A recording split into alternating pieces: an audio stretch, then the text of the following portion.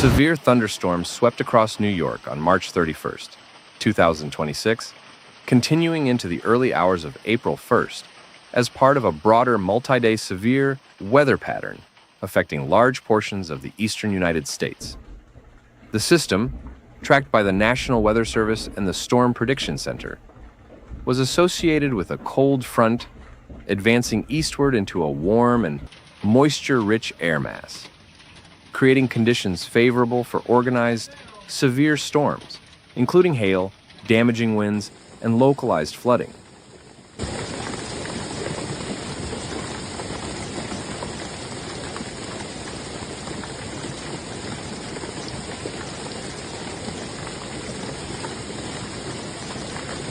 Forecast models identified New York within a slight risk zone for severe weather, indicating scattered but potentially impactful storms. The same system had already produced large hail and severe thunderstorms across parts of the Midwest before reaching the Northeast, maintaining enough instability and wind shear to support severe conditions as it progressed east. Storm activity intensified during the afternoon and evening hours on March 31st, particularly across western portions of the state. In areas including Gowanda and surrounding communities, hail was reported as storms moved rapidly east at speeds approaching 50 to 60 miles per hour.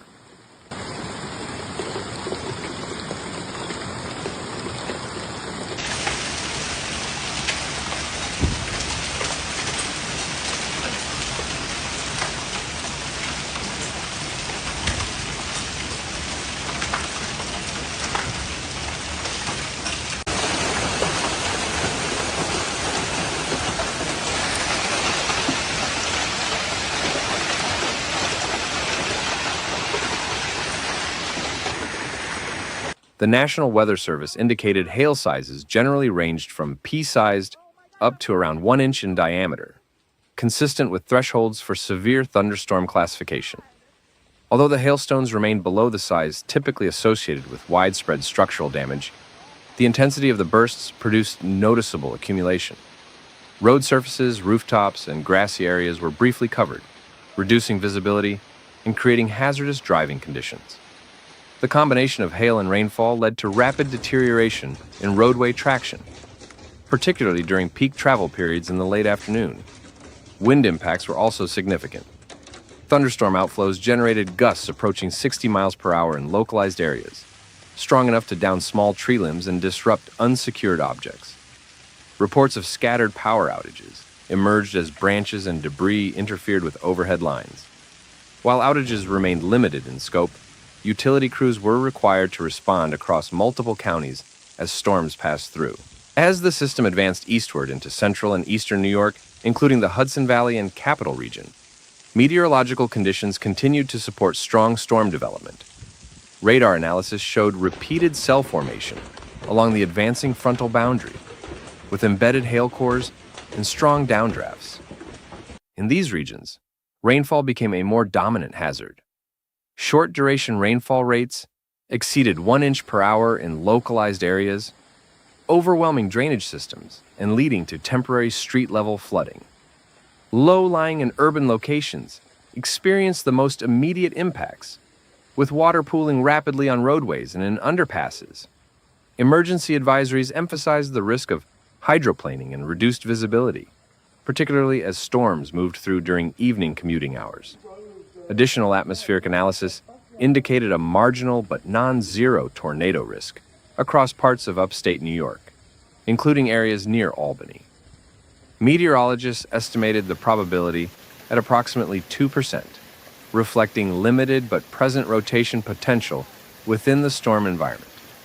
However, insufficient surface heating and limited instability in some regions prevented more significant tornado development.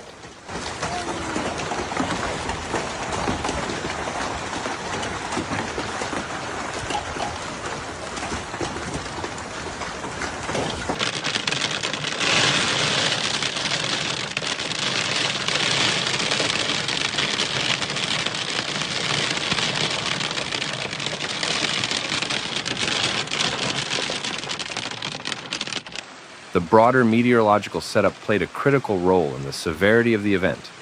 a sharp temperature gradient existed between unseasonably warm air ahead of the front and cooler air advancing behind it. This contrast enhanced atmospheric instability, while strong wind shear supported storm organization and persistence. Storm cells were able to maintain structure over longer distances, increasing both their duration and geographic impact. Despite the widespread nature of the storms, overall damage remained relatively contained.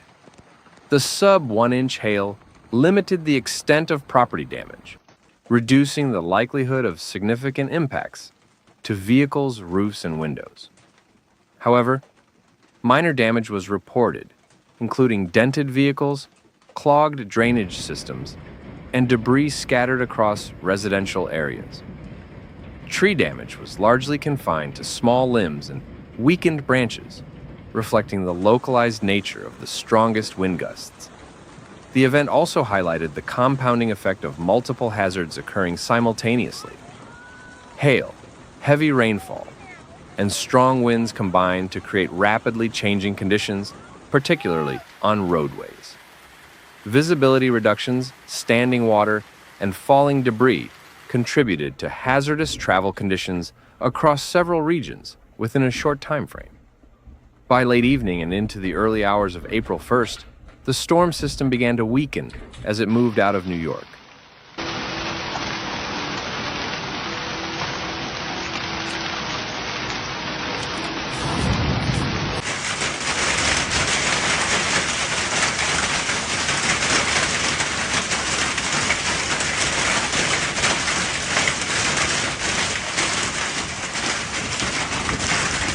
Cooler and more stable air followed behind the front, bringing an end to the immediate severe weather threat.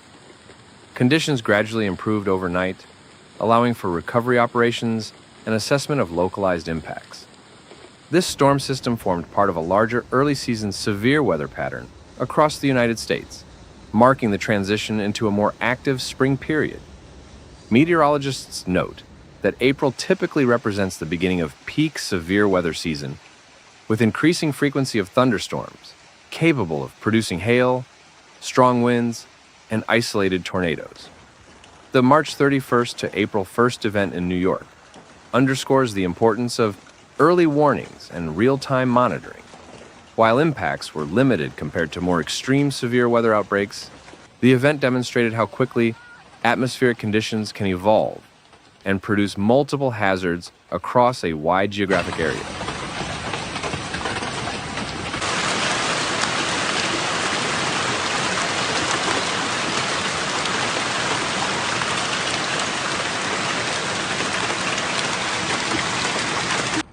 Thanks for watching Severe Weather, where we break down the facts behind nature's most intense moments. If you found this video helpful, please like, comment, and subscribe. Your support keeps this channel going. Hit the bell so you never miss a real, calm, and clear report. See you in the next one. Stay informed, stay safe.